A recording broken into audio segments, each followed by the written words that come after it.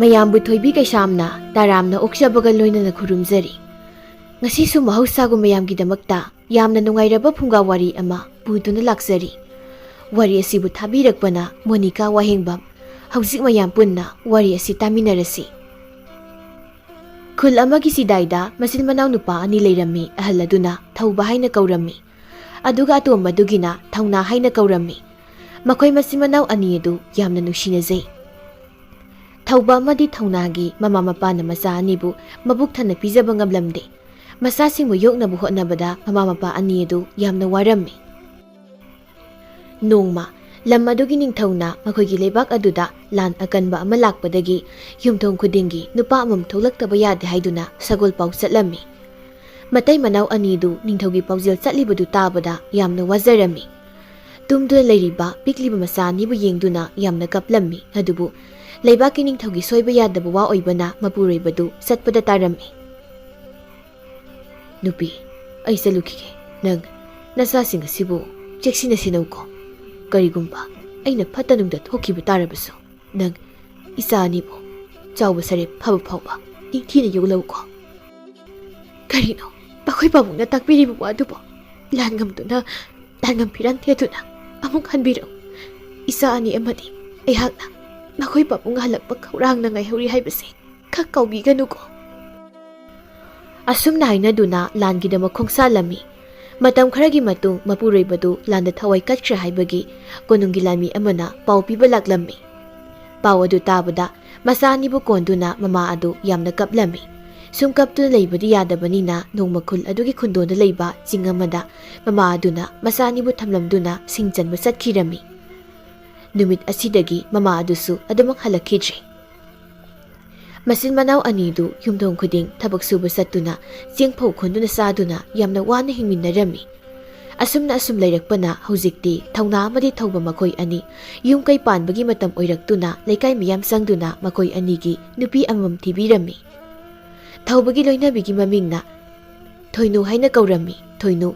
ꯃꯁꯛ ꯃꯇꯧ ꯌꯥꯝꯅ ꯐꯖꯔꯝꯃꯤ, ꯃꯕꯨꯛ ꯃꯄꯥꯎꯁꯨ ꯌꯥꯝꯅ ꯐꯔꯝꯃꯤ꯫ ꯊꯧꯕꯒꯤ ꯃꯆꯥꯅꯨꯄꯤ ꯉꯥꯛꯇ 5 ꯑꯃꯁꯨ ꯐꯪꯖꯔꯝꯃꯤ꯫ ꯃꯆꯥꯁꯤꯡꯗꯨ ꯌꯥꯝꯃꯟꯕꯅ ꯊꯣꯏꯅꯨ ꯑꯃꯗꯤ ꯊꯧꯕ ꯈꯔ ꯋꯥꯔꯝꯃꯤ꯫ ꯑꯗꯨꯒ ꯊꯧꯅꯥꯒꯤ ꯂꯣꯏꯅꯕꯤ ꯏꯆꯟ ꯍꯥꯏꯅ ꯀꯧꯔꯝꯃꯤ꯫ ꯏꯆꯟ ꯃꯕꯨꯛ ꯀꯌꯥ ꯐꯠꯂꯝꯗꯦ, ꯃꯁꯛꯁꯨ ꯀꯌꯥ ꯐꯖꯕ ꯑꯣꯏꯔꯝꯗꯦ꯫ ꯃꯈꯣꯏꯒꯤꯅ ꯃꯆꯥꯅꯨꯄꯥ ꯉꯥꯛꯇ 2 ꯄꯣꯛꯂꯝꯃꯤ꯫ ꯃꯈꯣꯏꯒꯤꯗꯤ ꯆꯥꯕ ꯊꯛꯄꯁꯨ ꯋꯥꯠꯂꯝꯗꯦ꯫ ꯃꯇꯝ ꯈꯨꯗꯤꯡꯃꯛꯇ ꯏꯆꯟꯅ ꯃꯆꯦ ꯊꯣꯏꯅꯨꯕꯨ ꯎꯁꯤꯠ ꯊꯑꯣꯏꯗꯅ ꯉꯥꯡꯂꯝꯃꯤ꯫ ꯃꯍꯥꯛꯀꯤꯗꯤ ꯃꯆꯥꯅꯨꯄꯥ ꯉꯥꯛꯇ ꯄꯣꯛꯏ, ꯑꯗꯨꯒ ꯃꯆꯦ ꯊꯣꯏꯅꯨꯒꯤꯅ ꯃꯆꯥꯅꯨꯄꯤ ꯉꯥꯛꯇ ꯄꯣꯛꯏ ꯍꯥꯏꯗꯨꯅ꯫ ꯊꯣꯏꯅꯨ ꯃꯆꯥꯅꯨꯄꯤ ꯑꯍꯜ ꯂꯥꯏꯖꯕꯨ ꯀꯧꯗꯨꯅ, ꯏꯃꯥꯒꯤ ꯕꯦꯝꯃ ꯂꯥꯏꯖꯥ,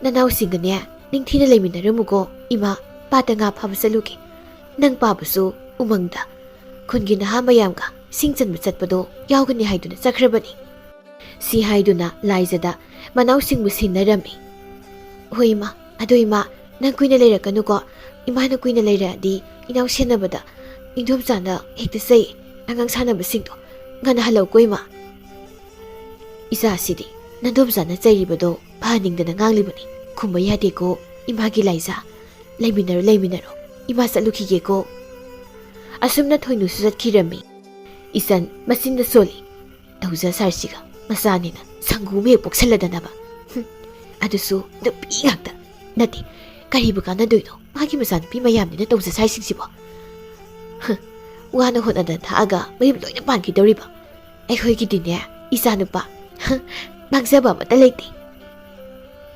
ꯁꯤ ꯍꯥꯏꯗꯨꯅ ꯎꯁꯤꯠꯇꯅ ꯉꯥꯡꯂꯝꯃꯤ꯫ ꯂꯥꯏꯖꯥ ꯃꯗꯣꯝꯆꯥꯅ ꯍꯥꯏꯕ ꯋꯥꯁꯤꯡ ꯑꯗꯨ ꯇꯥꯕꯗ ꯅꯨꯡꯉꯥꯏꯔꯝꯗꯦ꯫ ꯊꯣꯏꯅꯨ ꯑꯃꯗꯤ ꯊꯧꯕꯁꯨ ꯃꯝꯁꯤꯜꯂꯛꯄ ꯑꯗꯨꯋꯥꯏꯗ ꯍꯜꯂꯛꯂꯝꯃꯤ꯫ ꯂꯥꯏꯖꯒꯤ ꯃꯅꯥꯎꯁꯤꯡ ꯑꯗꯨꯅ ꯆꯦꯟꯁꯤꯜꯂꯛꯇꯨꯅ, ꯏꯃꯥ, ꯄꯥꯕ, ꯀꯩꯒꯤꯅꯣ ꯊꯦꯡꯅ ꯍꯜꯂꯛꯏꯁꯦ?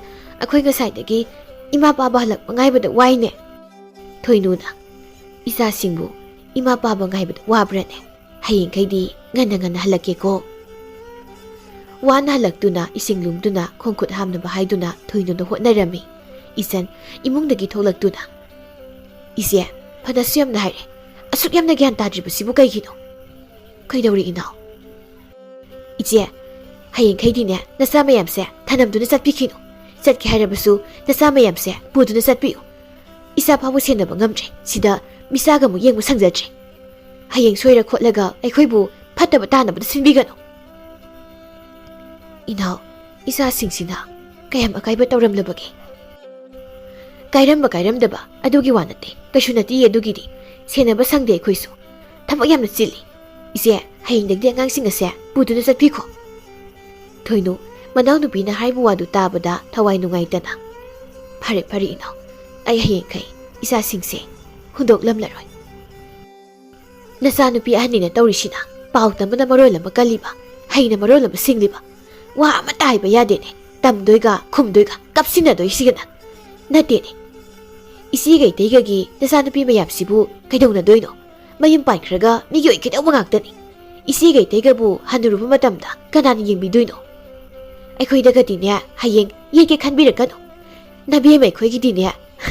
Isa si, nupa, adusu ani, kangidana, hanurasu, isay mo gisebada, ina, nungay ni hingdaw riba. Asum na hirak patabada, Thoinu, yam na sauning lami. Inaw, nang sunupini ko, nang nanupibu, aduk handa na kanba. Sama sa sibo, nupiyaw na seba yabrane. Mase, nang masikakaw ko no. Asi haramdo na Thoinu imong da sangkirami.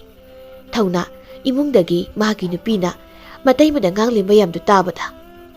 Nupi, karino, nang na itay mo na ngang liwa mayam do mo. Adum na matong ngang ko. Nang kang libo na tro. Ima pa mo na ko'y bu, kayang piklingay dagi, hundok lamba. Taso, madi ay na. Kaya da wani hingag pa, honarak pa. Taso si, ay gidi, ima ipagong mani. Mahang na saga daw pawa. Ay ngon na inbito na, ay buso, saong na mayolak pa ni. Itay masu mga ni. Taso giloy na bini, ay na, imagom na kalima ni. Asum na, mahaki nupi mo ngang lambi. Som na thaw basu, imong na tari ba ni, manaw na biyi konda do tabada, mayam na nungay ramdi, mabukning desu kalami. Isil inaw, asuk nusi na layram basi.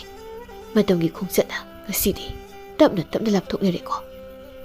Asum na sumhaw kiba na matam karagi matong ni, Thaunagi masanupa ahal ahenba amadi, atomba athoibasu pakhang paraklami. Ahenba amadi athoiba, siltan bayam na kalami. Laizuhoygi khul adu leiriba laisabi mayam adu supam nongphom khangdaduna wana leirami. Masida laizaga mamanabi kharaga haunaduna yumthong khuding satuna laisabi leiba imung singbu laisabi umam tholaknaba hairami. Laisabi singsu ayambana loina thoknaraklami. Mayamda laizana Ita mayam, aikoise, supam nopom khangdaduna, yamda wari, aduna, aikoi puna satuna, ining thauda, aikoi mayamgi, pisapam amadi, pisakol na singba masak matum. Mado, aikoi na pibinaba haizarusi. Ita mayamdi, ayo wapamse, kari khali. Aikoi na hariba wase, ining thau niya biraklabadi, thangnaba leibak singda thaduna yolabadi, aikoi kanaba kharda oirabasu, phangzagani haina khali. Hainari buwasida mamanabi mayam siyarami. Makoy puna ning thawgi dalaglammi kunung yawraklabada. Thongak panupaduda. Ining thawbu angtu unazagi. Haiduna ning thawgi ayaba larup matung jangaklami. Ning thaw ubada makoydu thagolon utuna jangaklami. Ning thaw loyumbana. Kari leire. Aigi nuksiraba praja isil isi sinalakpabo. Laizana. Ining thaw amadi imay bema maharanigi mapamda. Karigumba kharada nisage haiduna aikoi laklibani. Aikoi khula silariba janu ningol singdagi oiba phisa sang amaga phisa kol kharaga maduda sangadaba masak mathong kharadaga pibiyu haiduna haisage laklibani. Ningthau loyombana phare phare aigi nuksiraba kunja isal isai singna haribasi aisu phamnaiba singa amuda khanaduna yana basilasiko. Asumna ningthau aduna hairaklammi makhoisu harauna halaklammi. Makoy na halakpagi lambida ningthau loyumbagi amato poksaba masanupa Bibareldo thengnarami. Mahak laizabu ubada yamna pamzarami. Bibarel laizagi manakta sangsilaklami. Khuladugi laisa mayam adu mazaibunga Bibarelbu ubada makoknona thagulon utlami. Bibarel laizida onsinduna. Isalgi mi amuta khangba yagadra. Laizana ikaina leplingai mamanabi amana. Mazaibungo aigi itasigi mingdi laiza kaubani. Bibarel laizagi ming khanglabada nokpe tawduna sagol tongduna amuk satkirami. Mathangi numitni ikhang khangaudana ningthau loyumba amadi maharani anidu thauba amadi thoinugi yumda laklami. Thauba amadi thoinu ngakpuna kham thenglami. Makoi ani khuru leitana haizarami. ꯏꯅꯤꯡꯊꯧ ꯑꯃꯗꯤ ꯏꯃꯥ ꯏꯕꯦꯝꯃ ꯃꯍꯥꯔꯥꯅꯤ ꯑꯅꯤꯅ ꯏꯊꯥ ꯊꯥꯖꯗꯅ ꯂꯦꯡꯕꯤꯔꯛꯄꯕꯨ ꯀꯔꯤꯅ ꯊꯧꯒꯜ ꯇꯧꯖꯒꯅꯤ? ꯃꯍꯥꯔꯥꯅꯤꯅ "ꯌꯥꯔꯦ ꯌꯥꯔꯦ ꯍꯧꯒꯠꯂꯣ, ꯑꯩꯈꯣꯏꯅ ꯂꯦꯡꯂꯛꯂꯤꯕꯁꯤ ꯅꯈꯣꯏꯒꯤ ꯅꯆꯥꯅꯨꯄꯤ ꯂꯥꯏꯖꯕꯨ ꯏꯃꯧ ꯑꯣꯏꯖꯒꯦ ꯍꯥꯏꯅ ꯂꯥꯛꯂꯤꯕꯅꯤ." ꯑꯁꯨꯝꯅ ꯍꯥꯏꯕꯁꯤ ꯇꯥꯕꯗ ꯊꯧꯕ ꯑꯃꯗꯤ ꯊꯣꯏꯅꯨ ꯍꯔꯥꯎꯕꯒꯤ ꯉꯝꯈꯩ ꯂꯩꯔꯝꯗꯦ, ꯃꯈꯣꯏꯁꯨ ꯍꯔꯥꯎꯅ ꯌꯥꯔꯛꯂꯝꯃꯤ꯫ ꯑꯁꯨꯝꯅ ꯂꯥꯏꯖ ꯑꯃꯗꯤ ꯃꯆꯥꯏꯕꯨꯡꯉꯣ ꯄꯤꯕꯥꯔꯦꯜ ꯑꯅꯤꯗꯨ ꯀꯣꯅꯨꯡꯗ ꯄꯨꯟꯅ ꯂꯩꯃꯤꯟꯅꯈꯤꯔꯝꯃꯤ꯫ ꯃꯅꯥꯎꯅꯨꯄꯤꯁꯤꯡ ꯑꯗꯨꯁꯨ ꯀꯣꯅꯨꯡꯒꯤ ꯐꯝꯅꯥꯏꯕꯁꯤꯡꯗ ꯃꯌꯨꯝ ꯄꯥꯟꯗꯨꯅ ꯃꯃꯥ ꯃꯄꯥꯕꯨ ꯀꯣꯅꯨꯡꯗ ꯄꯨꯗꯨꯅ ꯅꯨꯡꯉꯥꯏꯅ ꯂꯩꯈꯤꯔꯝꯃꯤ꯫ ꯑꯗꯨꯒ ꯃꯈꯣꯏꯒꯤ ꯈꯨꯜꯒꯤ ꯂꯩꯁꯥꯁꯤꯡꯅ ꯄꯥꯝꯂꯤꯕ ꯐꯤꯁꯥꯁꯪ, ꯐꯤꯁꯥꯈꯨꯜꯅꯆꯤꯡꯕꯁꯤꯡ ꯑꯗꯨꯁꯨ ꯅꯤꯡꯊꯧ ꯑꯃꯗꯤ ꯃꯍꯥꯔꯥꯅꯤꯅ ꯌꯥꯕꯤꯗꯨꯅ ꯄꯤꯕꯤꯔꯝꯃꯤ꯫ ꯈꯨꯜ ꯑꯗꯨꯒꯤ ꯈꯨꯟꯖꯥ ꯁꯨꯐꯝ ꯅꯣꯝꯐꯝ ꯈꯪꯗꯅ ꯂꯩꯔꯝꯕ ꯂꯩꯁꯥꯕꯤꯁꯤꯡꯒꯤ ꯑꯋꯥꯕꯗꯨꯁꯨ ꯂꯣꯏꯅ ꯀꯣꯛꯂꯝꯃꯤ꯫ ꯁꯣꯝꯗ ꯊꯧꯅꯥ ꯑꯃꯗꯤ ꯏꯆꯜꯒꯤ ꯃꯆꯥꯅꯨꯄꯥ ꯑꯍꯦꯟꯕ ꯑꯃꯗꯤ ꯑꯊꯣꯏꯕꯁꯨ ꯅꯨꯄꯤ ꯊꯤꯔꯝꯃꯤ꯫ ꯈꯨꯜ ꯑꯗꯨꯒꯤ ꯏꯅꯥꯛ ꯌꯥꯝꯅ ꯈꯨꯟꯕ ꯏꯃꯨꯡꯒꯤ ꯃꯆꯥꯅꯨꯄꯤ ꯑꯃꯃꯝ ꯂꯧꯔꯝꯃꯤ꯫ ꯃꯧ ꯑꯍꯜ ꯂꯤꯡꯖꯦꯜ ꯃꯍꯥꯛ ꯐꯤꯁꯥ ꯂꯣꯟꯁꯥ ꯇꯧꯗꯨꯅ ꯏꯪꯈꯣꯜ ꯀꯣꯏꯗꯨꯅ ꯁꯦꯜ ꯇꯥꯟꯕꯗ ꯑꯇꯟꯕ ꯀꯔꯤꯁꯨ ꯂꯩꯔꯝꯗꯦ꯫ ꯃꯧ ꯑꯇꯣꯝꯕꯤ ꯇꯝꯐꯥꯁꯨ ꯑꯗꯨꯃꯉꯥꯏ ꯁꯦꯜ ꯇꯥꯟꯅꯕꯗ ꯍꯣꯠꯅꯗꯨꯅ ꯂꯩꯔꯝꯃꯤ꯫ ꯑꯗꯨꯕꯨ ꯃꯈꯣꯏ ꯑꯅꯤꯃꯛ ꯃꯄꯨꯔꯣꯏꯕꯒꯤ ꯃꯃꯥ ꯃꯄꯥꯕꯨꯗꯤ ꯃꯃꯥ ꯃꯄꯥ ꯑꯣꯏꯅ ꯈꯟꯕ ꯉꯝꯂꯝꯗꯦ, ꯃꯈꯣꯏꯗ ꯑꯌꯦꯠꯄ ꯑꯃ ꯑꯣꯏꯅ ꯑꯗꯨꯃꯛ ꯈꯜꯂꯝꯃꯤ꯫ ꯊꯧꯅꯥ ꯑꯃꯗꯤ ꯏꯆꯜꯁꯨ ꯃꯆꯥ ꯃꯃꯧꯗ ꯀꯔꯤꯁꯨ ꯍꯥꯏꯕ ꯉꯝꯂꯝꯗꯦ꯫ ꯏꯆꯜꯅ "ꯏꯃꯧꯁꯥ, ꯅꯈꯣꯏꯕꯨ ꯀꯅꯥ ꯀꯅꯥ ꯂꯩꯒꯦ? ꯏꯔꯨꯖꯅꯕ ꯏꯁꯤꯡꯗꯣ ꯈꯖꯤꯛꯇ ꯁꯥꯍꯜꯂꯛꯀꯦꯔꯣ?" ꯂꯤꯡꯖꯦꯜꯅ "ꯏꯃꯥ, ꯊꯕꯛ ꯌꯥꯝꯅ ꯆꯤꯜꯂꯤ ꯑꯩꯗꯤ, ꯏꯁꯤꯡꯗꯣ ꯂꯨꯝꯕ ꯁꯪꯗꯣꯏ ꯃꯥꯟꯗ꯭ꯔꯦ. ꯏꯅꯥꯎꯗ ꯍꯥꯏꯒꯦꯒ ꯍꯥꯏꯔꯣ, ꯅꯠꯇ꯭ꯔꯒꯅ ꯏꯃꯥꯅ ꯑꯗꯨꯝ ꯁꯥꯍꯜꯂꯒ ꯂꯨꯖꯕꯤꯔꯣ."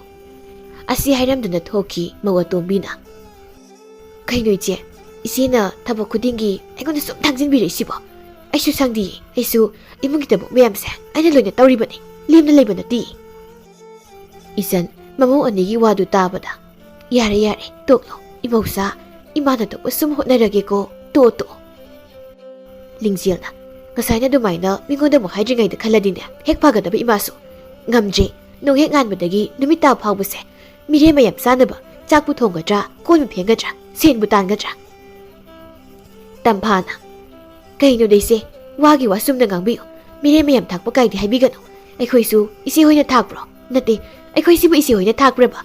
ꯆꯥꯛ ꯊꯣꯡꯕꯁꯨ ꯑꯩꯅ ꯑꯗꯨꯝ ꯊꯣꯡꯉꯤ, ꯑꯗꯨꯒ ꯏꯆꯦꯗꯅ ꯇꯧꯕꯗꯧꯅ ꯑꯗꯨꯝ ꯉꯥꯡꯕꯤꯔꯛꯀꯅꯨ." ꯑꯁꯨꯝꯅ ꯃꯧ ꯑꯅꯤꯗꯨ ꯑꯣꯏꯅ ꯈꯠꯅꯔꯛꯂꯝꯃꯤ꯫ ꯊꯧꯅꯥꯁꯨ ꯃꯃꯧꯁꯤꯡꯅ ꯉꯥꯡꯂꯤꯕꯗꯨ ꯇꯥꯔꯝꯃꯤ, ꯑꯗꯨꯕꯨ ꯀꯔꯤꯁꯨ ꯍꯥꯏꯕꯗꯤ ꯉꯝꯂꯝꯗꯦ, ꯃꯄꯨꯛꯅꯤꯡꯗ ꯈꯜꯂꯤ, "ꯃꯃꯥ, ꯏꯕꯥꯅꯤꯒꯤ ꯂꯥꯏꯕꯛꯁꯤꯕꯨ ꯀꯔꯝꯅ ꯇꯝꯂꯝꯂꯤꯕ?" ꯑꯁꯨꯝꯅ ꯈꯟꯗꯨꯅ ꯇꯨꯃꯤꯟꯅ ꯐꯝꯂꯤ꯫ ꯑꯍꯦꯟꯕ ꯌꯨꯝꯗ ꯍꯟꯖꯤꯜꯂꯛꯄꯗ ꯃꯍꯥꯛꯀꯤ ꯅꯨꯄꯤ ꯂꯤꯡꯖꯦꯜꯗꯨ ꯏꯁꯧ ꯇꯧꯗꯨꯅ ꯂꯩꯔꯝꯃꯤ꯫ "ꯀꯩꯗꯧꯔꯤ ꯅꯨꯄꯤ? ꯅꯨꯄꯥ, ꯑꯩꯈꯣꯏ ꯇꯣꯉꯥꯟ ꯆꯥꯅꯕ ꯇꯧꯔꯁꯤ. ꯑꯊꯣꯏꯕꯁꯨ ꯃꯈꯣꯏ ꯊꯣꯛꯄꯅꯦ ꯉꯝꯅꯕ ꯑꯗꯨꯝ ꯆꯥꯖꯔꯁꯅꯤ. ꯏꯃꯥ ꯄꯥꯕꯨꯗꯤ ꯀꯝꯗꯧꯕꯗꯨꯗꯤ? ꯍꯩꯃꯥ, ꯃꯈꯣꯏꯒꯤꯁꯨ ꯃꯃꯥ ꯃꯄꯥꯅꯤ ꯀꯩꯅꯣ, ꯃꯈꯣꯏꯒ ꯑꯗꯨꯝ ꯂꯩꯖꯁꯅꯤ." ꯃꯈꯣꯏꯅ ꯍꯥꯏꯅꯔꯤꯕ ꯑꯗꯨꯝꯅ ꯁꯣꯝꯗ ꯑꯊꯣꯏꯕ ꯑꯃꯗꯤ ꯇꯝꯐꯥꯁꯨ ꯍꯥꯏꯅꯔꯝꯃꯤ꯫ ꯅꯣꯡꯉꯥꯜꯂꯒ ꯑꯍꯦꯟꯕꯅ ꯊꯣꯛꯂꯛꯇꯨꯅ ꯃꯪꯒꯣꯜꯗ ꯑꯊꯣꯏꯕꯕꯨ ꯑꯃꯨꯛꯇ ꯊꯣꯛꯂꯛꯎ ꯍꯥꯏꯅ ꯀꯧꯔꯝꯃꯤ꯫ ꯑꯊꯣꯏꯕꯁꯨ ꯊꯣꯛꯂꯛꯂꯝꯃꯤ, ꯑꯗꯨꯒ ꯍꯪꯂꯝꯃꯤ, "ꯀꯔꯤ ꯂꯩꯔꯦ ꯇꯥꯆꯧ? ꯍꯧꯖꯤꯛꯇꯤ ꯅꯪꯁꯨ ꯅꯨꯄꯤ ꯊꯤꯔꯦ, ꯑꯩꯁꯨ ꯅꯨꯄꯤ ꯊꯤꯔꯦ, ꯑꯗꯨꯅ ꯉꯁꯤꯗꯒꯤ ꯏꯕꯥꯅꯤ ꯇꯣꯉꯥꯟ ꯇꯣꯉꯥꯟ ꯆꯥꯅꯔꯁꯤ." "ꯐꯔꯦ ꯇꯥꯆꯧ, ꯑꯗꯨꯗꯤ ꯏꯃꯥꯒ ꯄꯥꯕꯒꯗꯤ ꯀꯃꯥꯏ ꯇꯧꯅꯤ?" "ꯏꯃꯥꯒ ꯄꯥꯕꯒꯗꯤ ꯑꯊꯣꯏꯕ ꯅꯪꯅ ꯇꯣꯝꯕꯅꯤꯅ ꯅꯪꯒ ꯁꯨꯝ ꯂꯩꯃꯤꯟꯅꯔꯣ." "ꯀꯩꯅꯣꯗ ꯇꯥꯆꯧ, ꯏꯃꯥ ꯄꯥꯕꯁꯦ ꯑꯩꯒꯤꯗ ꯅꯠꯇꯦ, ꯇꯥꯆꯧꯒꯤꯁꯨ ꯁꯔꯨꯛ ꯌꯥꯎꯔꯤꯕꯅꯤ." ꯑꯁꯨꯝꯅ ꯃꯆꯤꯟ ꯃꯅꯥꯎꯗꯨ ꯌꯥꯝꯅ ꯀꯟꯅ ꯌꯦꯠꯅꯔꯝꯃꯤ꯫ ꯃꯗꯨꯗ ꯂꯤꯡꯖꯦꯜ ꯊꯣꯔꯛꯇꯨꯅ "ꯌꯥꯔꯦꯁꯦ ꯇꯣꯛꯄꯤꯔꯣ. ꯅꯨꯄꯥ, ꯏꯃꯥꯅ ꯑꯩꯈꯣꯏꯒ ꯂꯩꯔꯁꯤ, ꯑꯗꯨꯒ ꯄꯥꯕꯅ ꯏꯅꯥꯎꯈꯣꯏꯒ ꯂꯩꯖꯔꯁꯅꯤ." ꯑꯁꯤ ꯍꯥꯏꯗꯨꯅ ꯃꯆꯤꯟ ꯃꯅꯥꯎ ꯑꯅꯤꯗꯨ ꯌꯥꯅꯔꯝꯃꯤ꯫ ꯉꯁꯥꯏꯗꯒꯤ ꯃꯃꯤꯠꯇꯒꯤ ꯃꯄꯤ ꯁꯤꯡꯊꯅ ꯃꯆꯥꯁꯤꯡꯒꯤ ꯋꯥꯗꯨꯕꯨ ꯇꯥꯔꯤꯕ ꯃꯃꯥ ꯃꯄꯥ ꯑꯅꯤꯗꯤ ꯍꯦꯟꯅ ꯊꯃꯣꯏꯗꯣ ꯀꯥꯏꯈ꯭ꯔꯦ꯫ ꯋꯥꯈꯜꯗꯁꯨ ꯈꯜꯂꯤ, "ꯅꯈꯣꯏꯁꯦ ꯑꯩꯈꯣꯏꯅ ꯍꯦꯛ ꯄꯣꯛꯆꯕ ꯏꯕꯨꯛꯊꯣꯛꯀꯤ ꯏꯆꯥꯁꯤꯡ ꯑꯗꯨꯅꯤꯀꯣ, ꯊꯥꯕꯨꯝ ꯇꯔꯥ ꯅꯥꯎꯄꯨꯗꯨꯅ ꯋꯥꯅ ꯄꯣꯛꯆꯈꯤꯕꯅꯤꯀꯣ꯫ ꯃꯁꯤꯒꯤ ꯃꯍꯩꯔꯣ ꯉꯁꯤ ꯑꯩꯈꯣꯏꯅ ꯐꯪꯂꯤꯕ ꯑꯁꯤꯕꯨ?" ꯑꯁꯨꯝꯅ ꯃꯄꯥ ꯊꯧꯅꯥ ꯑꯃꯗꯤ ꯃꯃꯥ ꯏꯆꯟ ꯑꯅꯤꯗꯨ ꯇꯣꯉꯥꯟ ꯇꯣꯉꯥꯟ ꯆꯥꯅꯔꯝꯃꯤ꯫ ꯃꯆꯥ ꯃꯃꯧꯅ ꯁꯦꯟ ꯇꯥꯜꯂꯤꯕꯅꯤ ꯍꯥꯏꯗꯨꯅ ꯂꯩꯔꯒ ꯏꯃꯨꯡꯒꯤ ꯊꯕꯛ ꯄꯨꯝꯅꯃꯛ ꯁꯣꯜꯂꯕꯤ ꯑꯍꯜ ꯑꯣꯏꯔꯕꯤ ꯃꯥꯅ ꯂꯣꯏꯅꯃꯛ ꯇꯧꯔꯝꯃꯤ꯫ ꯊꯧꯅꯥꯁꯨ ꯏꯪꯈꯣꯜꯒꯤ ꯊꯕꯛ ꯑꯌꯥꯝꯕ ꯂꯣꯏꯅ ꯅꯝꯗꯨꯅ ꯁꯨꯍꯜꯂꯝꯃꯤ꯫ ꯃꯈꯣꯏ ꯑꯅꯤ ꯑꯍꯜ ꯊꯪꯗ ꯌꯥꯝꯅ ꯋꯥꯕ ꯍꯥꯏꯕꯗꯨ ꯑꯣꯏꯔꯝꯃꯤ꯫ ꯃꯆꯥ ꯃꯃꯧꯒꯤ ꯃꯤꯅꯨꯡꯁꯤ ꯃꯆꯦꯠ ꯑꯃꯠꯇꯁꯨ ꯐꯪꯂꯝꯗꯦ꯫ ꯁꯣꯝꯗꯅ ꯊꯧꯕ ꯑꯃꯗꯤ ꯊꯣꯏꯅꯨ ꯌꯥꯝꯅ ꯅꯨꯡꯉꯥꯏꯅ ꯂꯩꯔꯝꯃꯤ꯫ ꯃꯈꯣꯏ ꯃꯄꯥ ꯅꯤꯡꯁꯤꯡꯂꯤꯕ꯭ꯔꯥ? ꯑꯗꯨꯉꯩ ꯃꯇꯝ ꯑꯃꯗ ꯏꯆꯥꯁꯤꯡꯅ ꯄꯤꯛꯂꯤꯉꯩ ꯏꯁꯥ ꯃꯌꯥꯝꯒꯤ ꯅꯤꯡꯕ ꯊꯨꯡꯍꯟꯕꯗꯤ ꯂꯥꯏꯔꯗꯅ ꯃꯕꯨꯛ ꯊꯟꯅ ꯐꯥꯎꯕ ꯄꯤꯖꯅꯕ ꯂꯩꯇꯗꯨꯅ ꯋꯥꯔꯛꯈꯤꯕ ꯃꯌꯥꯝꯗꯣ ꯃꯃꯥ ꯃꯄꯥ ꯑꯣꯏꯕ ꯑꯩꯈꯣꯏꯅ ꯐꯥꯎꯕ ꯃꯄꯥꯟ ꯊꯣꯡꯗ ꯐꯣꯡꯗꯣꯛꯇ꯭ꯔꯕꯁꯨ ꯊꯃꯣꯏꯗꯗꯤ ꯋꯥꯖꯈꯤꯕꯅꯤ ꯏꯆꯥꯁꯤꯡꯅ ꯑꯩꯈꯣꯏꯕꯨ ꯅꯣꯡꯃꯗꯤ ꯊꯥꯗꯣꯛꯇꯨꯅ ꯆꯠꯈꯤꯅꯤ ꯍꯥꯏꯅ ꯑꯗꯨꯕꯨ ꯃꯈꯣꯏ ꯃꯄꯥ ꯑꯩꯅ ꯈꯜꯂꯨ ꯋꯥꯈꯜ ꯑꯗꯨꯅ ꯏꯊꯟꯇ ꯏꯀꯥꯏꯕ ꯐꯥꯎꯖꯔꯛꯏ ꯑꯗꯨꯕꯨ ꯃꯃꯥ ꯍꯧꯖꯤꯛꯇꯤ ꯏꯆꯥꯁꯤꯡꯒꯤ ꯃꯄꯥꯜꯗꯒꯤ ꯑꯩꯈꯣꯏ ꯅꯨꯡꯉꯥꯏꯔꯦ ꯑꯋꯥꯕ ꯄꯨꯝꯕ ꯏꯆꯥꯁꯤꯡꯅ ꯀꯣꯛꯍꯜꯂꯤ ꯁꯤ ꯑꯣꯏꯔ ꯃꯥꯜꯂꯦꯅꯦ ꯃꯈꯣꯏ ꯃꯄꯥ ꯏꯆꯥ ꯄꯣꯛꯆꯕꯒꯤ ꯅꯨꯡꯉꯥꯏꯕ ꯍꯥꯏꯕꯗꯣ ꯅꯨꯡꯊꯤꯜ ꯑꯃ ꯊꯧꯅꯥ ꯑꯃꯗꯤ ꯏꯆꯟ ꯃꯈꯣꯏ ꯑꯅꯤ ꯏꯪꯈꯣꯜꯗ ꯐꯝꯗꯨꯅ ꯋꯥꯔꯤ ꯁꯥꯟꯅꯔꯝꯃꯤ ꯃꯄꯥ ꯑꯩꯈꯣꯏꯅ ꯍꯤꯡꯂꯤꯕꯁꯤꯕꯨ ꯏꯆꯥꯅꯨꯄꯥ ꯄꯣꯛꯄꯒꯤ ꯅꯨꯡꯉꯥꯏꯕ ꯄꯨꯟꯁꯤ ꯍꯥꯏꯕꯗꯨꯔꯥ ꯃꯄꯥ ꯏꯕꯥꯅꯤ ꯅꯠꯇ꯭ꯔꯥ ꯏꯆꯥꯅꯨꯄꯥ ꯑꯍꯜ ꯑꯍꯦꯟꯕꯒꯤ ꯏꯄꯥ ꯅꯨꯃꯤꯠꯇ ꯏꯆꯥꯅꯨꯄꯥ ꯐꯪꯖꯔꯦ ꯑꯍꯜ ꯑꯣꯏꯔꯛꯂꯕ ꯃꯇꯝꯗ ꯑꯩꯈꯣꯏꯕꯨ ꯊꯥꯗꯣꯛꯇꯨꯅ ꯆꯠꯈꯤꯗꯧꯕ ꯂꯩꯇ꯭ꯔꯦ ꯍꯥꯏꯅ ꯑꯍꯤꯡ ꯆꯨꯞꯄ ꯇꯨꯝꯗꯅ ꯅꯨꯡꯉꯥꯏꯕ ꯋꯥꯔꯤ ꯀꯌꯥ ꯑꯃ ꯅꯣꯡꯉꯥꯟꯕ ꯐꯥꯎꯕ ꯁꯥꯈꯤꯕꯗꯣ ꯑꯗꯨꯕꯨ ꯍꯧꯖꯤꯛꯅ ꯀꯔꯤ ꯀꯔꯝꯕ ꯃꯈꯜꯒꯤ ꯅꯨꯡꯉꯥꯏꯕꯅꯣ ꯐꯪꯂꯤꯕ ꯅꯨꯄꯤ ꯏꯆꯥꯅꯨꯄꯥ ꯑꯇꯣꯝꯕꯁꯤ ꯎꯅꯕꯗ ꯏꯕꯥꯅꯤ ꯏꯆꯥꯅꯨꯄꯥ ꯑꯅꯤ ꯁꯨꯔꯦ ꯑꯩꯈꯣꯏꯒꯤꯅꯤ ꯍꯥꯏꯕꯗ ꯀꯔꯤꯁꯨ ꯋꯥꯠꯇ꯭ꯔꯦ ꯍꯥꯏꯗꯨꯅ ꯄꯣꯡꯅ ꯆꯥꯎꯅ ꯃꯤꯄꯨꯝ ꯈꯨꯗꯤꯡꯗ ꯋꯥꯔꯤ ꯁꯥꯈꯤꯕ ꯀꯌꯥꯗꯣ ꯍꯧꯖꯤꯛꯇ ꯅꯧꯅ ꯅꯤꯡꯁꯤꯡꯂꯛꯏ ꯀꯌꯥꯗ ꯐꯠꯇ꯭ꯔꯤꯕꯗꯣ ꯑꯩꯁꯦ ꯏꯆꯥꯅꯨꯄꯥ ꯄꯣꯛꯄ ꯑꯩꯇꯅ ꯃꯤꯅꯤ ꯅꯨꯄꯤ ꯄꯣꯛꯄ ꯏꯆꯦꯕꯨꯅ ꯁꯪꯁꯥꯔꯁꯤꯗ ꯍꯤꯡꯕꯒꯤ ꯀꯥꯟꯅꯗ꯭ꯔꯦ ꯈꯜꯂꯨꯕ ꯑꯩꯁꯦ ꯉꯁꯤꯗꯤ ꯆꯥꯎꯊꯣꯛꯂꯨꯕꯒꯤ ꯃꯍꯩ ꯐꯪꯂꯦ ꯏꯆꯦꯒ ꯏꯇꯩꯒꯗꯤ ꯀꯌꯥꯗ ꯂꯥꯏꯕꯛ ꯐꯔꯕ ꯃꯃꯥ ꯑꯩꯈꯣꯏꯅ ꯏꯆꯥ ꯄꯣꯛꯂꯤꯕ ꯄꯤꯛꯂꯤꯉꯩꯗꯒꯤ ꯏꯌꯥꯗ ꯍꯨꯛꯀꯗꯕ ꯑꯃ ꯂꯩꯕꯗ ꯏꯆꯥꯒꯤꯗꯃꯛꯅꯤ ꯍꯥꯏꯅ ꯌꯣꯝꯗꯨꯅ ꯈꯥꯛꯈꯤꯕ ꯊꯕꯛ ꯋꯥꯅ ꯍꯜꯂꯛꯄꯗ ꯃꯈꯣꯏꯕꯨ ꯎꯔꯒ ꯑꯋꯥꯕ ꯄꯨꯝꯕ ꯀꯥꯎꯖꯈꯤꯕ ꯑꯗꯨꯕꯨ ꯃꯄꯥ ꯉꯁꯤꯗꯤ ꯃꯃꯥ ꯃꯄꯥ ꯑꯣꯏꯕ ꯑꯩꯈꯣꯏꯁꯦ ꯏꯆꯥ ꯏꯃꯧꯒꯤ ꯃꯐꯝꯗ ꯑꯌꯦꯠꯄ ꯍꯥꯏꯕꯗꯨ ꯑꯣꯏꯔꯦ ꯃꯄꯥ ꯑꯩ ꯍꯤꯡꯅꯤꯡꯗ꯭ꯔꯦ ꯑꯗꯨꯕꯨꯅꯤ ꯃꯄꯥ ꯃꯈꯣꯏꯁꯨ ꯅꯣꯡꯃꯗꯤ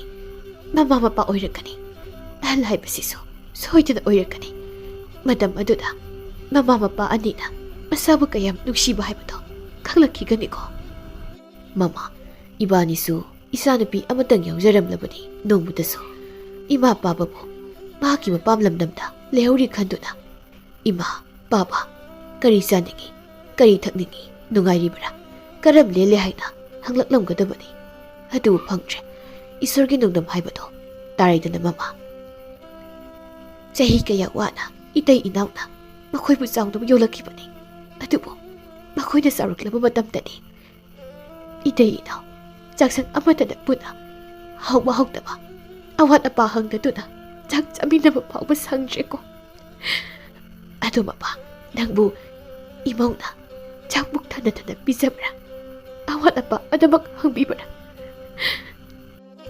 ꯊꯧꯅꯥ ꯃꯃꯤꯠꯇꯒꯤ ꯃꯄꯤ ꯇꯥꯅ ꯈꯨꯝꯂꯛꯂꯝꯃꯤ ꯄꯤꯖꯩ ꯃꯃꯥ ꯅꯪꯕꯨꯗꯤ ꯏꯃꯧꯅ ꯄꯤꯖꯕ꯭ꯔꯣ ꯑꯩꯁꯨ ꯄꯤꯖꯩ ꯃꯄꯥ ꯃꯄꯥ ꯄꯨꯛ ꯊꯟꯅ ꯄꯤꯖꯔꯤꯕ ꯑꯁꯤꯅ ꯏꯆꯥꯅꯨꯄꯥ ꯄꯣꯛꯆꯕꯒꯤ ꯅꯨꯡꯉꯥꯏꯕ ꯐꯪꯂꯤꯕꯅꯤ ꯍꯥꯏꯅ ꯈꯟꯗꯣꯛꯂꯁꯤꯀꯣ ꯃꯄꯥ ꯑꯁꯨꯝꯅ ꯈꯟꯗꯨꯅ ꯊꯧꯅꯥ ꯑꯃꯗꯤ ꯏꯆꯜ ꯃꯈꯣꯏ ꯑꯅꯤ ꯀꯞꯃꯤꯟꯅꯔꯝꯃꯤ ꯄꯥꯠꯇꯅꯤ ꯈꯨꯜꯗꯨꯒꯤ ꯅꯨꯄꯤ ꯃꯌꯥꯝ ꯂꯣꯡꯈꯣꯟꯗꯨꯅ ꯉꯥ ꯐꯥꯔꯝꯃꯤ ꯆꯥꯎꯕꯤꯅ ꯑꯁꯨꯝꯅ ꯍꯥꯏꯔꯝꯃꯤ ꯏꯇꯥ ꯃꯌꯥꯝ ꯅꯣꯏꯕꯨ ꯄꯥꯎ ꯑꯃ ꯇꯥꯔꯕ꯭ꯔꯣ ꯑꯩꯈꯣꯏ ꯈꯨꯜꯒꯤ ꯏꯟꯗꯣꯝꯆꯥ ꯏꯆꯜꯒ ꯈꯨꯔꯥ ꯊꯧꯅꯥꯒꯒꯤ ꯃꯆꯥꯅꯨꯄꯥ ꯑꯅꯤꯒꯤ ꯃꯧꯁꯤꯡꯗꯣ ꯌꯥꯝꯅ ꯐꯠꯇꯦ ꯍꯥꯏꯌꯦ ꯃꯃꯥ ꯃꯄꯥ ꯐꯥꯎꯕ ꯄꯤꯖꯅꯤꯡꯗꯗꯨꯅ ꯈꯠꯅꯩ ꯍꯥꯏꯌꯦ ꯁꯪꯕꯥꯅꯕꯤꯅ ꯑꯁꯦꯡꯕꯅꯤ ꯏꯟꯗꯣꯝꯆꯥ ꯏꯆꯜꯒ ꯈꯨꯔꯥ ꯊꯧꯅꯥꯒꯗꯣ ꯌꯥꯝꯅꯗꯤ ꯅꯨꯡꯉꯥꯏꯇꯦ ꯃꯈꯣꯏ ꯑꯅꯤꯁꯨ ꯏꯕꯨꯡ ꯑꯍꯦꯟꯕꯒ ꯑꯃ ꯏꯕꯨꯡ ꯑꯊꯣꯏꯕꯒ ꯇꯣꯉꯥꯟ ꯆꯥꯅꯩ ꯍꯥꯏꯌꯦ ꯄꯤꯁꯛꯅ ꯀꯩꯅꯣꯅꯦ ꯍꯥꯏꯁꯤꯕꯣ ꯑꯁꯨꯝꯕ ꯋꯥꯔꯣ ꯑꯁ ꯏꯆꯥꯅꯨꯄꯥꯒ ꯄꯣꯛꯀꯗꯕ ꯀꯤꯕꯨ ꯀꯤꯔꯦꯗ ꯏꯇꯥꯆꯥ ꯑꯩꯈꯣꯏꯁꯨ ꯅꯨꯄꯤꯅꯤ ꯑꯗꯨꯕꯨ ꯅꯨꯄꯤꯁꯨ ꯃꯕꯨꯛꯆꯦꯜ ꯄꯤꯛꯄ ꯌꯥꯝꯅ ꯂꯩꯀꯣ ꯃꯅꯦꯝ ꯃꯃꯧ ꯅꯨꯡꯁꯤꯅꯗꯕꯁꯨ ꯅꯨꯄꯤꯒ ꯃꯧ ꯃꯁꯦꯜ ꯅꯨꯡꯁꯤꯅꯗꯕꯁꯨ ꯅꯨꯄꯤꯒ ꯃꯧꯒ ꯅꯤꯡꯉꯣꯜꯒ ꯅꯨꯡꯁꯤꯅꯗꯕꯁꯨ ꯅꯨꯄꯤꯒ ꯏꯪꯅ ꯆꯤꯛꯅ ꯄꯥꯟꯖꯔꯝꯕ ꯌꯨꯝ ꯑꯃꯕꯨ ꯀꯥꯡꯈꯣꯡ ꯆꯥꯏꯍꯟꯕ ꯉꯝꯕꯁꯨ ꯅꯨꯄꯤꯅ ꯆꯥꯎꯕꯤꯅ ꯍꯥꯏꯔꯛꯏ ꯍꯣꯏ ꯏꯇꯥ ꯆꯨꯝꯃꯤ ꯑꯗꯨꯕꯨꯅꯦ ꯅꯨꯄꯤ ꯈꯛꯀꯤ ꯋꯥꯁꯨ ꯅꯠꯇꯦꯗ ꯅꯨꯄꯥ ꯑꯃ ꯑꯣꯏꯔꯒ ꯃꯍꯥꯛꯀꯤ ꯅꯨꯄꯤꯅ ꯍꯥꯏꯕꯇꯃꯛ ꯇꯥꯕ ꯄꯤꯛꯂꯤꯉꯩꯗꯒꯤ ꯆꯥꯎꯅꯕ ꯌꯣꯛꯂꯛꯂꯤꯕ ꯃꯃꯥ ꯃꯄꯥꯒꯤ ꯋꯥꯗꯤ ꯀꯔꯤꯁꯨ ꯈꯟꯗꯕ ꯅꯨꯄꯤꯒꯤ ꯑꯁꯣꯏꯕ ꯈꯪꯗꯕ ꯅꯨꯄꯥꯁꯤꯡꯁꯤꯒꯤꯁꯨ ꯌꯥꯝꯅ ꯆꯥꯎꯅ ꯁꯣꯏꯔꯤꯕꯅꯤ ꯄꯤꯁꯛꯅ ꯆꯨꯝꯃꯤ ꯏꯇꯥ ꯑꯗꯨ ꯏꯇꯥ ꯏꯆꯦ ꯂꯥꯏꯖ ꯍꯣꯏꯒꯤ ꯃꯆꯤꯟ ꯃꯅꯥꯎꯗꯤ nupi ngakta oirabasu nungaina leikre. Mama mapabusu konungda puduna nungaina thamkre. Changbanabi na sinita isa nupadana ima ipabu yokani nungaina thamgani haina khanbasu laliko. Somna konungdani Laiza mahaki manai nupi singi manungda makhogi khul adudagi miyai chalabi amakhak yaurami. Mahakna Laizada makhoi khaton amadi madumjagi imungi paupu matamlami. Mabuk mapau phabi Laizani mahak magi khaton amadi madumjagi khanbada yamna nungaijaramni. Laiza makuning thogi manakta changaktuna ipa ningthau nabau laksari. Asumna khurumlami ningthau loyumbana kari lere imongna thajadana ikugi nakta lakpadi. Laiza mahaki khaton amadi madumjagi wari pu matamlami makhoibu wakhal tanaba warakpinaba haijarami. Ningthau loyumba sauna kari makhoibu he pokliba mama babu asum hek tawba minungsi khangda makhoibu phuduna phaduna nadi pigani. Mathangi numitani konunggi lanmisingna thaduna ahenba thoiba amadi makhoigi nupisinga loinana konungda laktaba yade haina pukhirami. Somdana Laiza amadi pibare laklami. Thaunagi isalgasu konungda masamobu pukhibaduda pakhatna thongalda leptu leirami. Laiza amadi masaibungo pibare lakpa ubuda ngakne ichil amadi thauna makhoi anina masaibungo haina thaugalot utlami.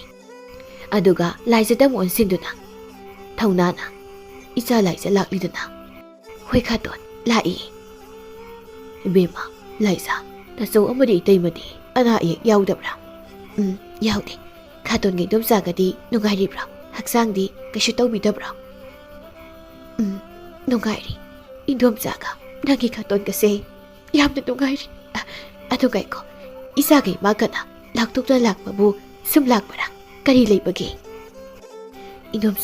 indomsa madi khaton gi pau nasa suloi tazare ipaning thongda haizaduna ipa madi isal anibo wakhal tanaba cherak amum pibhinabasu aina haijarami. Indomsa madi khaton konungdu chatuna ima pabuga loinana puna leirasi. Thaunana kari haiba aikhoibu konungdu chatuna isaga puna leirasi haiba. Si haiduna thauna kaplami. Ichalna isa piba poi haiduna chakthok charuba nupi buna miyoina masing thadaba aise kasidi isa piba na mirai biraba mikupsida ipuk thoki isa su tataba isa ningonangna aikhoiba lawba laknaba nuksida isa singna piklingai isa nupa puksaba pena doksaba isa singna saroklaba matamda isa ningol poktabagi amuk pena kappa kasidi koklai aikhoigiso isa ningol leiri aikhoibu nungsibiba aikhoigiso isa ningol leire. Asumna kaplami asumna Laiza amadi masaibungo pibarelna madomsa amadi makhoi khaton pudu laklami. Konung yorokpada konunggi leikolda ahal oiraba thauna amadi thoinuna nokna wari saribdu ubada isal amadi thaunana kalakchana yenglami makhoisu ikaiba phawrami.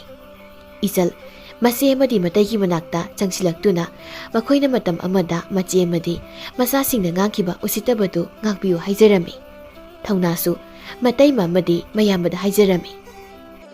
Thauna amadi thoinudi haukibu pumnama kaukre haujikti nungaina aikhoi puna leiminarasi haina harau hairaklami. Masa amadi mamau makhoi marisu maralgi matung inna kaisumsangda matam khara phadok tarami.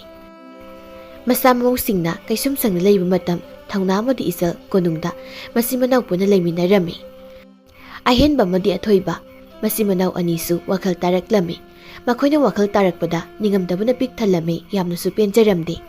Lingjel amadi tamphasu mapureibagi mama mapabu masagi apokpu nate khanduna minungsi leirudaba khudingmak adugi mahina ngasidi kaisumsangna leire. Haujiktada makhoigi asoiba khudingmak khangjaraklammi. Nongma thauna amadi isal ningthaugi manakta changlaklami. Ningthau loyumbana kari leire thauna isal nabanina aigi nakta changlakpadi.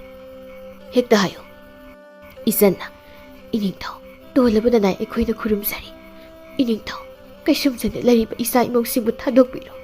Nakhoigi mahutta aigi ipuroibaga ibani leibu hairabasu aikhoi leijaragi. Isa imongsingdo yamna waramlani iningthau. ꯀꯔꯤ ꯍꯥꯏꯕ? ꯑꯣ, ꯃꯃꯥ ꯃꯄꯥ ꯑꯣꯏꯕꯁꯤꯡꯅ ꯃꯆꯥꯕꯨ ꯑꯁꯤ ꯌꯧꯅ ꯅꯨꯡꯁꯤꯕ ꯑꯣꯏꯔꯦ ꯑꯁꯨꯝꯅ ꯍꯥꯏꯔꯝꯃꯤ꯫ ꯅꯤꯡꯊꯧꯅ ꯃꯆꯥ ꯑꯃꯗꯤ ꯃꯧꯕꯨꯁꯨ ꯀꯩꯁꯨꯝꯁꯪꯗꯒꯤ ꯊꯥꯗꯣꯛꯄꯤꯔꯝꯃꯤ꯫ ꯅꯤꯡꯊꯧ ꯂꯣꯌꯨꯝꯕꯅ ꯌꯦꯡꯉꯣ, ꯃꯃꯥ ꯃꯄꯥ ꯑꯣꯏꯕꯁꯤꯡꯅ ꯃꯆꯥꯁꯤꯡꯕꯨ ꯀꯌꯥꯗ ꯅꯨꯡꯁꯤꯕ ꯍꯥꯏꯕꯗꯣ꯫ ꯅꯈꯣꯏꯅ ꯁꯣꯏꯕꯒꯤꯗꯃꯛ ꯀꯩꯁꯨꯝꯁꯪꯗ ꯊꯝꯂꯤꯕ ꯅꯈꯣꯏꯕꯨ ꯋꯥꯔꯝꯂꯅꯤ ꯍꯥꯏꯗꯨꯅ ꯅꯈꯣꯏꯒꯤ ꯃꯍꯨꯠꯇ ꯃꯈꯣꯏ ꯑꯣꯏꯅ ꯂꯩꯒꯦ ꯍꯥꯏꯅ ꯐꯥꯎ ꯍꯥꯏꯕ ꯉꯝꯂꯤ꯫ ꯑꯗꯨꯒ ꯅꯈꯣꯏꯅ ꯑꯍꯜ ꯑꯣꯏꯔꯕ ꯅꯈꯣꯏꯕꯨ ꯄꯣꯛꯂꯤꯕ ꯃꯈꯣꯏꯕꯨꯅ ꯅꯈꯣꯏꯗ ꯑꯌꯦꯠꯄ ꯑꯣꯏꯅ ꯈꯜꯂꯤ꯫ ꯃꯁꯤꯒꯨꯝꯕ ꯐꯠꯇ꯭ꯔꯕ ꯋꯥꯈꯜ ꯑꯁꯦ ꯃꯇꯨꯡꯗ ꯑꯃꯨꯛ ꯍꯟꯅ ꯈꯟꯒꯅꯨꯀꯣ꯫ ꯅꯈꯣꯏꯒꯤꯁꯨ ꯃꯇꯝ ꯑꯃꯗ ꯅꯃꯤꯠꯇꯨꯗ ꯅꯆꯥ ꯍꯥꯏꯕꯁꯦ ꯁꯣꯏꯗꯅ ꯎꯔꯛꯀꯅꯤ꯫ ꯅꯈꯣꯏꯁꯨ ꯑꯍꯜꯒꯤ ꯃꯇꯝ ꯍꯥꯏꯕꯁꯦ ꯁꯣꯏꯗꯅ ꯑꯣꯏꯔꯛꯀꯅꯤ꯫ ꯃꯇꯝꯗꯨꯗ ꯅꯆꯥꯁꯤꯡ ꯑꯗꯨꯅ ꯅꯈꯣꯏꯅ ꯇꯧꯔꯤꯕ ꯑꯁꯨꯝꯅ ꯅꯈꯣꯏꯗ ꯇꯧꯔꯛꯂꯕꯗꯤ ꯃꯗꯨ ꯈꯪꯒꯗꯕꯅꯤ꯫ ꯑꯉꯥꯡ ꯍꯥꯏꯕꯁꯤꯗꯤ ꯃꯤꯡꯁꯦꯜꯒꯨꯝꯕꯅꯤ꯫ ꯃꯃꯥ ꯃꯄꯥꯅ ꯇꯧꯕ ꯈꯨꯗꯤꯡꯃꯛ ꯃꯗꯨꯒꯤ ꯃꯃꯤꯗꯣ ꯑꯐ ꯐꯠꯇ ꯈꯟꯗꯅ ꯃꯈꯣꯏꯗ ꯇꯥꯒꯗꯧꯔꯤꯕꯅꯤ꯫ ꯃꯁꯤ ꯀꯩꯗꯧꯅꯨꯡꯗ ꯈꯛ ꯀꯥꯎꯔꯣꯏꯗꯕꯅꯤ ꯅꯈꯣꯏꯅ꯫ ꯑꯁꯨꯝꯅ ꯅꯤꯡꯊꯧꯒꯤ ꯋꯥꯗꯨ ꯇꯥꯕꯗ ꯃꯈꯣꯏ ꯌꯥꯝꯅ ꯀꯞꯂꯝꯃꯤ꯫ ꯃꯆꯥ ꯃꯎꯁꯤꯡ ꯑꯗꯨꯅ ꯂꯥꯜꯂꯦ ꯍꯥꯏꯅ ꯍꯟꯖꯤꯟ ꯍꯟꯖꯤꯟ ꯍꯥꯏꯖꯔꯝꯃꯤ꯫ ꯊꯧꯅꯥ ꯑꯃꯗꯤ ꯏꯆꯜꯅ ꯃꯃꯥ ꯃꯄꯥ ꯑꯩꯈꯣꯏꯅ ꯏꯆꯥ ꯏꯃꯧꯗ ꯀꯌꯥꯝ ꯀꯨꯏꯅ ꯁꯥꯎꯒꯅꯤ? ꯂꯥꯛꯑꯣ, ꯌꯨꯝꯗ ꯆꯠꯇꯨꯅ ꯅꯨꯡꯉꯥꯏꯅ ꯂꯩꯔꯨꯔꯁꯤ꯫ ꯃꯆꯥ ꯃꯎꯁꯤꯡꯒ ꯂꯣꯏꯅꯅ ꯊꯧꯅꯥ ꯑꯃꯗꯤ ꯏꯆꯜ ꯃꯈꯣꯏ ꯄꯨꯟꯅ ꯀꯣꯅꯨꯡ ꯊꯥꯗꯣꯛꯇꯨꯅ ꯑꯋꯥ ꯅꯨꯡꯉꯥꯏ ꯋꯥꯔꯤ ꯀꯌꯥ ꯁꯥꯗꯨꯅ ꯍꯜꯂꯛꯂꯝꯃꯤ꯫